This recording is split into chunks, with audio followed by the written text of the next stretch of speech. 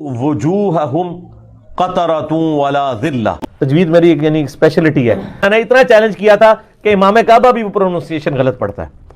تقی عثمانی صاحب، مفتی منیب صاحب، ساجد میر صاحب، تینوں بڑے فرقوں کے نام، ان میں سے کوئی بندہ مجھے قرآن دیکھ کے تلاوت میری طرح کر کے بتا دے۔ وجوہہم قطرۃ ولا ذلہ۔ وہ انجینئر صاحب، وہ پلمبر صاحب،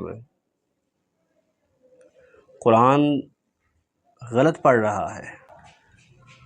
وَلَا يَرْحَقُ وُجُوهَهُمْ قَتَرٌ وَلَا ذِلَّةٌ، وُجُوهَهُمْ قَتَرٌ وَلَا ذِلَّةٌ، وُجُوهَهُمْ قَتَرٌ وَلَا ذِلَّةٌ، وجوہہم قطرۃ ولا ذلہ۔ میں نے تجوید 1992 میں سیکھی ہوئی ہے کوالیفائڈ لوگوں سے۔ یہ مرزا صاحب سورۃ یونس کی آیت نمبر 26 کا ایک حصہ پڑھ رہا ہے، اور کتنا غلط پڑھ رہا ہے یہ آپ بھی دیکھ سکتے ہیں۔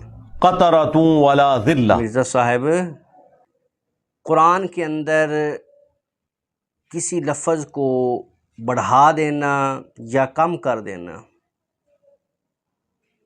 یہ کتنا بڑا جرم اور گناہ ہے، یہ تو تم جانتے ہوگے، اور یہاں پر تم جو ہے وہ لفظ کا اضافہ کر رہے ہو۔ قاطراتوں نہیں ہے، یہاں پر تا نہیں ہے را کے بعد، قاطراتوں نہیں ہے بلکہ قاطرون ولا ذلہ۔ وجوہہم قطرۃ ولا ذلہ۔ وجوہہم قطر ولا ذلہ۔ وجوہہم قطرۃ ولا ذلہ۔ قرآن کے اندر کسی لفظ کو بڑھا دینا یا کم کر دینا یہ کتنا بڑا جرم اور گناہ ہے۔ کچھ تو خیال کرو، یہاں پر را کے بعد تا نہیں ہے، تم قاطراتوں پڑھ رہے ہو، یعنی را کے بعد تا کا اضافہ کر رہے ہو، جبکہ یہاں تو نہیں ہے۔ قاطرون ولا ذلہ۔ وجوہہم قطرۃ ولا ذلہ۔ اپنی مرضی کا قرآن کا حصہ تیار کر کے نا اس کی تلاوت کریں ٹائم قیامت تک کے لیے،